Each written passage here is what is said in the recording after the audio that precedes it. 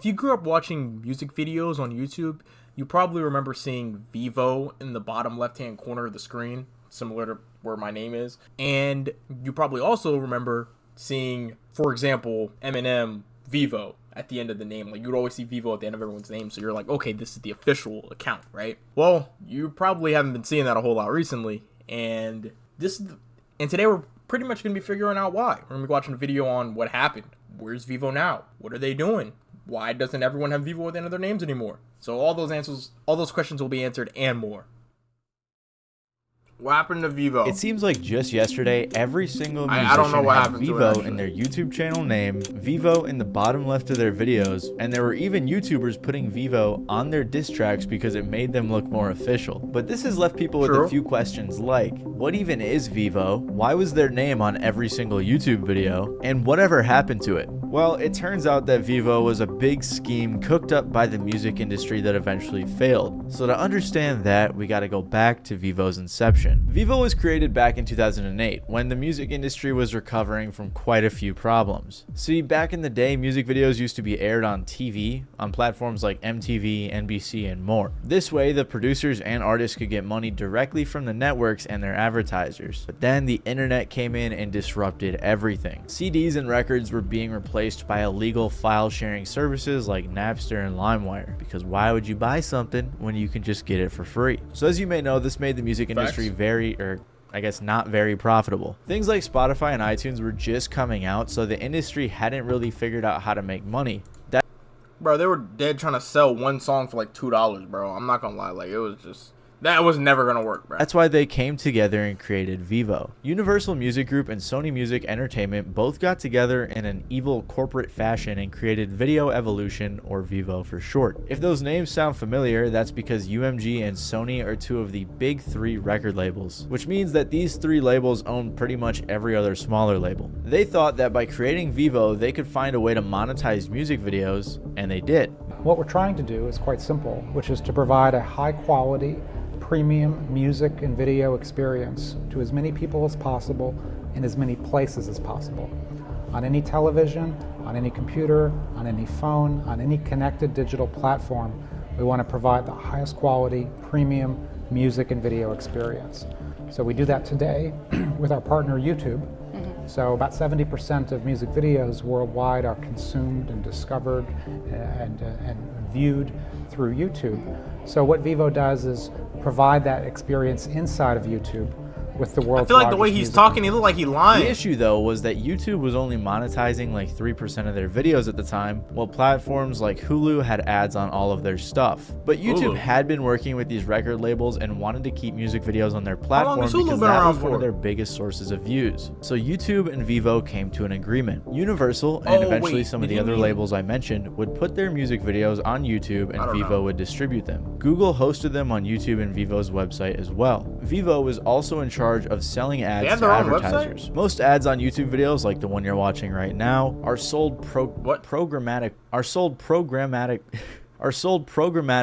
where advertisers bid on a certain type of customer demographic, like specifically targeting which country they are from or what age group they belong to. This is very common, I'm sure most of you understand that. But Vevo instead would sell specific slots to advertisers, which makes a bit more sense because you can imagine that appearing in front of a Drake video is likely going to get you more attention than throwing your ad on a Matty Balls video, for example. It's kind of like how advertisers kill to be in the Super Bowl. I'm sure they've had quite a few bidding wars over Taylor Swift's music videos. Not because they're good, but because she gets a lot of views. Also on long videos like interviews and things like that, they can sell slots for ads during the video as well. This way Vevo is able to make quite a bit more money from YouTube ads than your everyday YouTuber. So with all of that sorted out, Vevo got like $300 million in investment money, and they were preparing to launch. They acquired some other labels as distribution partners, furthering the music video monopoly, and then they were ready to launch. Vevo launched on December 8th of 2009 with 30,000 videos on their website from huge artists like Eminem, Lil Wayne, Michael Jackson, Lady Gaga, Kesha, Miley Cyrus, and many more. The website actually crashed on launch and in the first month got over 35 million views. Apparently they had already surpassed other websites like AOL Music, MySpace Music,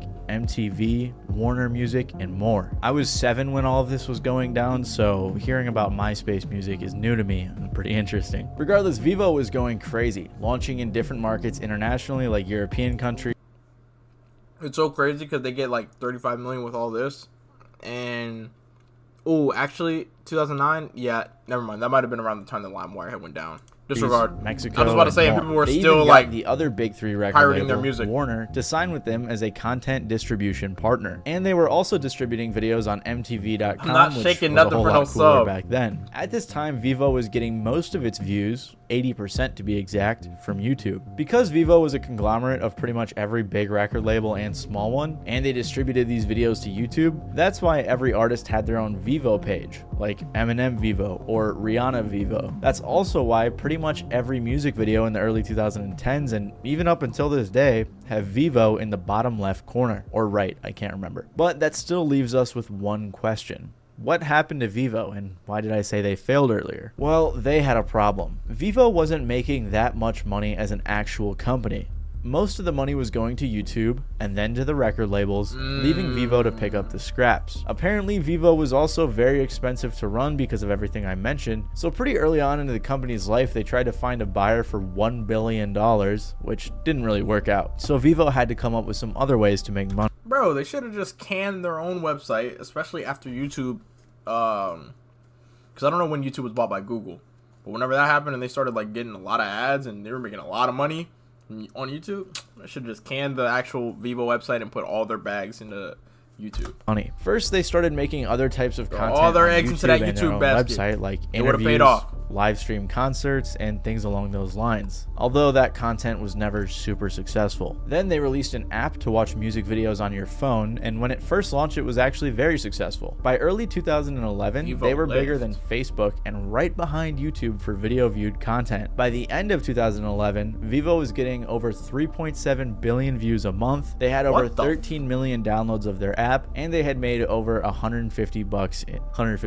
and they had made over $150 million in revenue. But like I said, most of this money was going to YouTube and the labels, not to Vevo. And because they didn't want to rely so much on YouTube, they tried to diversify. They created something called Vevo TV that was supposed to be like Hulu, and they were also on apps like Roku, Apple TV, and more. It's likely that they were eventually plotting to become something like Hulu for music videos, where they wanted people to pay a monthly subscription to watch these music videos. And so we think that's one of the important things, and you hear this throughout the industry, that the move towards subscription, a more premium product, that's something we're very interested in and very much, I don't celebrate No November. That's nonsense. A subscription service, or does the whole thing go behind a paywall? Do I have to pay to watch Katy Perry? No, we believe in a dual revenue stream. This was a rumor for a while, but after consumers have had music videos for free for so long, it's very unlikely that would have ever happened. Regardless, for a while, like I just said, their diversification was working,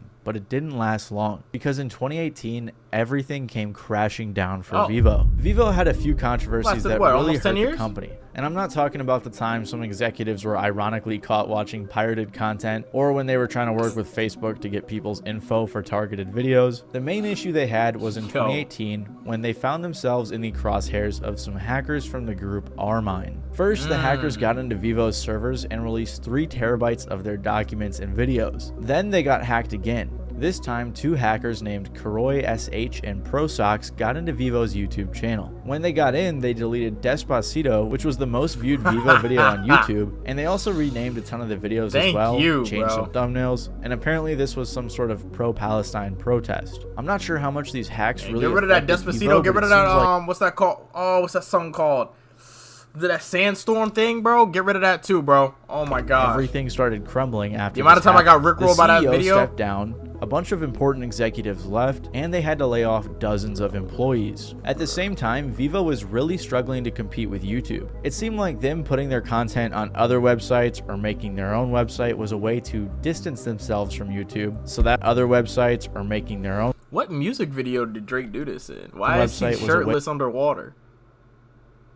to distance themselves from YouTube, so that way they didn't have to pay all of their revenue to YouTube. But that clearly didn't work, as YouTube is still the #1 site when it comes to watching music videos. They shouldn't have did that, bro. They should have just doubled down on YouTube. That way they didn't have to pay all that money to keep their site going, and they could have only went to YouTube, bro. They should have did that. I don't know why they be getting too greedy, bro. And it's like, you should have seen it. Like, they should have seen how stuff outside of music was going, and they were just like, oh shoot, like everybody's watching stuff on YouTube.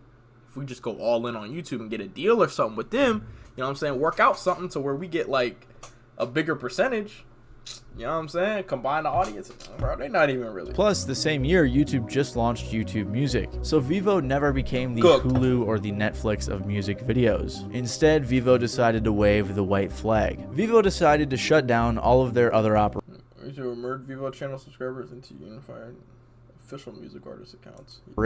And just merge with YouTube to become a regular distributor. Should have been did that, bro. Merged the Vevo accounts with the artist's official accounts to consolidate everything. So if you were subscribed to a Vevo account, your subscription would be switched over to the official artist account. YouTube said, Vevo's reach and business can continue to grow on YouTube as a direct result of simplifying the user experience through consolidation of an entire artist catalog into one channel, where Vevo videos are featured prominently. So basically like Agario, YouTube just ate up Vevo. This is probably why it feels like you don't see the Vevo branding as much. I mean, we're all probably used to seeing the Vevo logo in videos, so we don't notice it very often, but it is still there. It's just that the channels don't have Vevo in their name anymore. And Vevo is still pretty successful after the merge with YouTube, as they have over 500,000 music videos that get over 26 billion views a month. You can still go to Vevo's website and check out their content and their artists, but it always redirects you to YouTube. They also still host their videos on Pluto TV and Roku, but let's be honest, no one's going there to watch music videos. Like Medium.com said, without assassinating YouTube, there really wasn't enough room for both of them to coexist. The consumer isn't ever going to go to a second location for the same product they can get at the first. So just because it looks like they aren't there, Vevo is still there operating in the shadows. However, their plans to take over the internet as the go-to music video service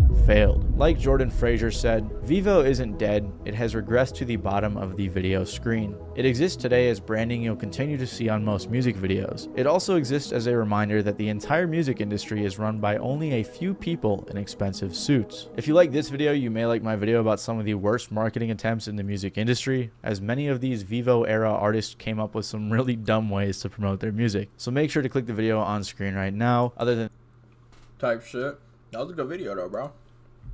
Good video, Maddie. Completely forgot about Vevo. No, for real though, like Vevo used to be everywhere. Like everybody used to have a Vevo on their shit, and I never really knew what it was. I just thought it was like an acronym for like video or some shit, like music video. Somehow VEVO spelled out music video in my head, so I was just like, oh, okay, like that's just like their official account type shit. Still appears on new videos. That's crazy. These execs just won't let it go. I mean, to be fair, like they're making a lot of money with it now. I feel like they could have been making a lot more if they would have just gave it to YouTube a lot sooner, and then like bought in sooner with YouTube, and then like boom, they would have both skyrocketed together. You know what I mean? But they had to fight to the very end, and that's somewhat admirable. Wouldn't catch me doing that shit though. I would have gave up.